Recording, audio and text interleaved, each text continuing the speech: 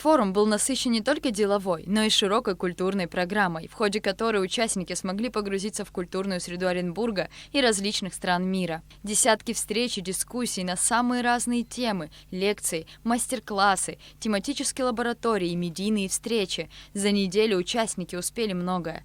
По возвращению из поездки ребята полны эмоций, идей и планов. Я рад, что попал на такой форум и, конечно же, благодарен нашему комитету по спорту и молодежи, то, что они дали нам такую возможность. Это очень важно, чтобы наши представители, молодые представители, принимали участие в международных форумах, мероприятиях и показывали свою страну с лучшей стороны. Мне бы хотелось предложить Госкомитету, чтобы он лоббировал вопрос о создании многофункциональной молодежной площадки, так называемый ММЦ, молодежный центр, чтобы на территории нашей страны появилась такая площадка, чтобы молодые люди приходили туда, могли получать образование, могли осуществлять интерактивные беседы, приглашать спикеров, чтобы такая площадка у нас в стране была, и она объединяла молодежь со всей республики. Председатель комитета по делам молодежи и спорта Джемал Губас встретился с участниками международного мероприятия и поздравил с успешным завершением форума. С искренне поздравляю, прежде всего, с искренней победой.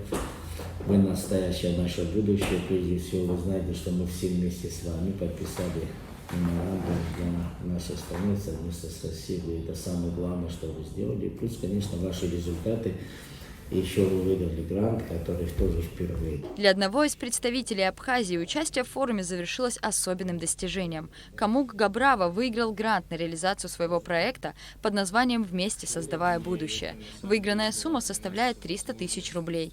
Проект направлен на налаживание связей, контактов и обмена опытом между молодежью России, Абхазии, ДНР, ЛНР и Южной Осетии. Он будет реализован осенью 2022 года в Очимчире и объединит молодых лидеров и активистов из 5 стран.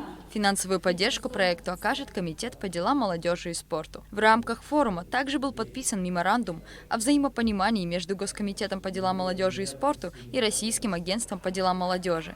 Документ предполагает сотрудничество в области государственной молодежной политики на всех уровнях. Рада Чачава, Абхазское телевидение.